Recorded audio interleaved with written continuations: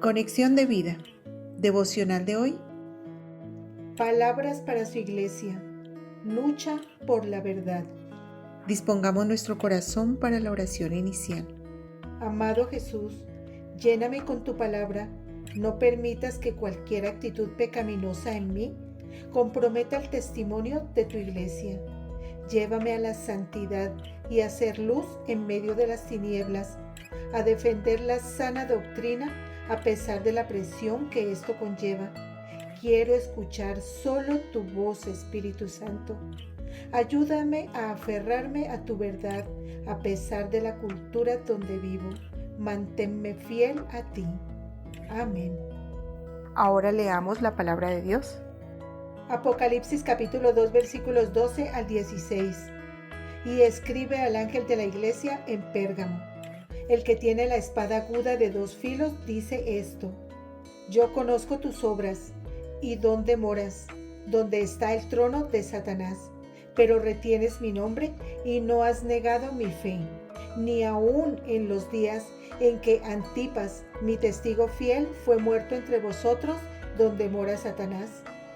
Pero tengo unas pocas cosas contra ti, que tienes ahí a los que retienen la doctrina de Balaam, que enseñaba a Balac a poner tropiezo ante los hijos de Israel, a comer de cosas sacrificadas a los ídolos y a cometer fornicación. Y también tienes a los que retienen la doctrina de los Nicolaitas, la que yo aborrezco. Por tanto, arrepiéntete, pues si no, vendré a ti pronto y pelearé contra ellos con la espada de mi boca.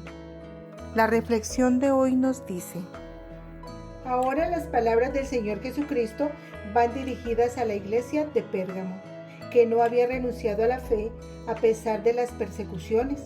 Los reta a que luchen por la verdad, que no se aferren a las falsas enseñanzas ni toleren la impureza sexual.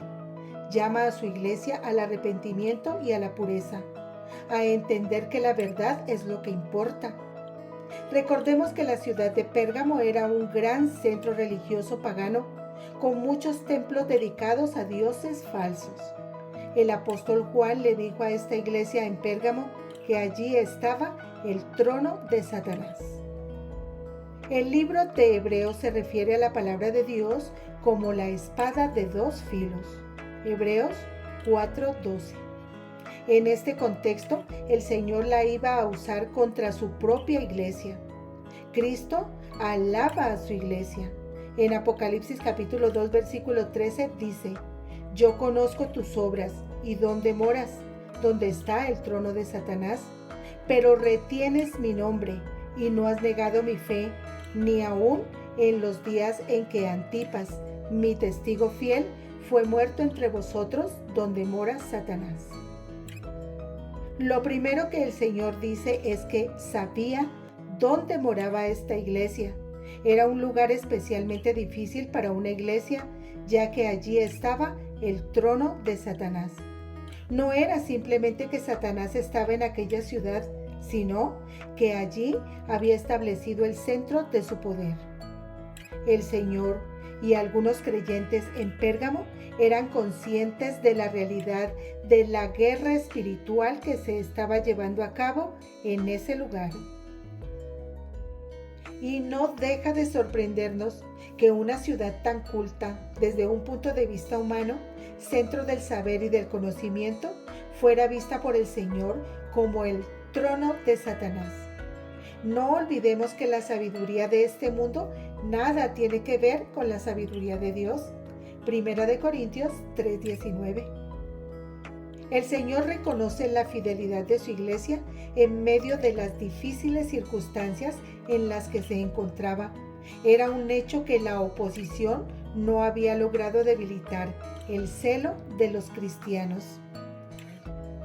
Cristo reprende a su iglesia, haciendo referencia cuando al profeta Balaam fue inducido a maldecir a Israel y no pudo.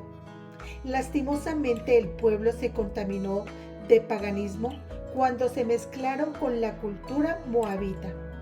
Esta doctrina de Balaam había logrado introducirse en la iglesia en Pérgamo y ellos también habían comenzado a comer cosas sacrificadas a los ídolos y a cometer fornicación.